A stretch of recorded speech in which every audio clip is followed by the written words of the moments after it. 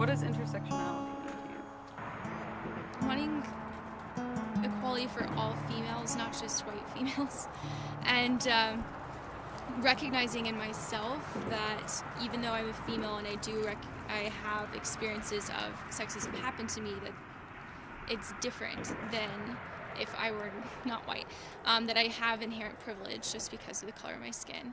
But that's been a journey of mine really in the last year, where I've been trying to read more about that and become more aware of how do I become the best ally possible, and not just say like, well, I'm a female so I understand. It's like, no, there are other layers there that I don't understand, but I need to seek to. Intersectionality to me means not only accepting but celebrating differences between people. People with different backgrounds bring different perspectives and tend to be less stuck to their own kind of way of doing things, which usually it brings out better collaboration and everybody working together to tell the story, instead of, when you have groups of like-minded people, everything kind of tries to go in one direction and there's not a lot of creativity. My name is Epiphany Huffman, and I'm one of the producers. I'm Olivia, and I'm the co-producer of Shelter. I'm Kendra Archer, and I am production designing Shelter. My name is Joe Hatcher, and I am the writer-director of Shelter. Shelter was one of UNCSA's 16 second-year films in the year of 2019. The interesting thing about this crew is that it was 84% female, 38% women of color, 15% disabled women, and it featured a largely Hispanic and bilingual cast. Comparing this to the current film industry, only 25% of the films eligible for the 2017 Academy Awards were made by women. Women make up just 15% of non-acting nominations. 73.7% of characters in movies are white, compared to black characters at 12.2%, Latinx at 5.3%, and Asians at 3.9%. While people with disabilities account for nearly 20% of the US population, less than 2% of characters in our media are. Of those characters, however, 95% are played by able-bodied actors. These statistics can prove very disheartening for a lot of young filmmakers who identify with any of these identities, whether they be women, disabled, or people of color.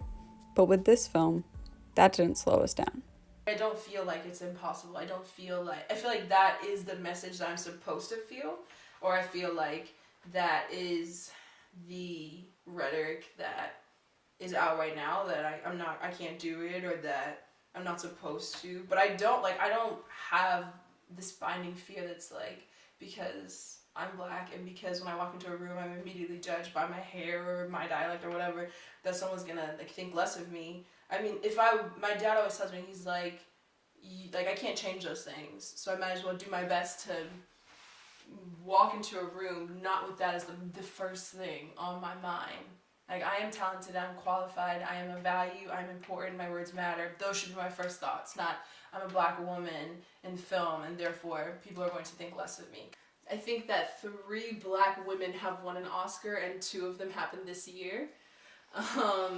And so it's not promising, but I just have such faith in God and such faith in the abilities I think I've been blessed with, that I can do something to open up a door. I am not I don't do this for me. I'm not doing this so that I can make money or be on some stupid billboard or something. I'm doing this so that other individuals can also do it. June 2018, I was on Instagram, and there was a photo posted by John Moore, who's a Pulitzer Prize winning photographer, and it was a picture of this little Honduras girl alongside her mother, and they were about to be taken to a detention center where John Moore had been staying at the border for about 2 years now, and he'd been capturing individuals who were going to be separated from their families. What was happening was, if you were coming to America, they would separate you from your child and take your child to a separate detention center and you to a different one without honestly giving you any forewarning. There are stories of women who were breastfeeding their child and they would snatch them off of their breasts. It's sort of beautiful that it doesn't matter what language it had to be in, that the story is universal on a human level. It's just about a mom and her daughter like seeking the best life for themselves. So I don't know, it's satisfying to me that I think that we, especially in America, create this idea that language barrier makes you like less than or poor or something like that, and this was a beautiful reminder that we're like, all of us are more similar than we are different, I suppose. It helps people grow, it helps people experience other cultures and be open to other people's ways of being, and in turn I think that kind of makes everybody better, because being more tolerant and being more loving and compassionate towards your fellow human, makes everybody's lives easier. Like, my biggest goal in life is to show as much love as possible and to be a comforting person and an encouraging individual. And so I'm just working with people that I'm attracted to on a like emotional level, and that just happened to be a bunch of strong, amazing women. My second year, I was one of 2 females, so it was like flipped. And both are unique experiences. It's just different, but I've noticed it be calmer in a way. Being on set with all women was the most peaceful experience on set that I've ever had.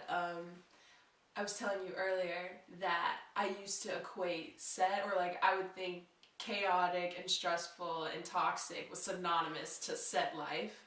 And I remember I told my mom last month, I was like, I don't know if I can be a filmmaker because I'm so sad during the process, because it's just emotionally turmoil, like it's not fun. And then, but Shelter was the first that I'd been on where I genuinely was at peace, and I think that came definitely from the great leadership we had with Epiphany Huffman and Olivia Moore as our producers, and the cinematography team. They had beautiful communication with one another, and it was yes, I definitely think, because if I'm being forthright, I think that sometimes male energy can create a sense of hierarchy or like competitive sport that doesn't have to exist, and then women or female identifying individuals feel like they have to prove themselves to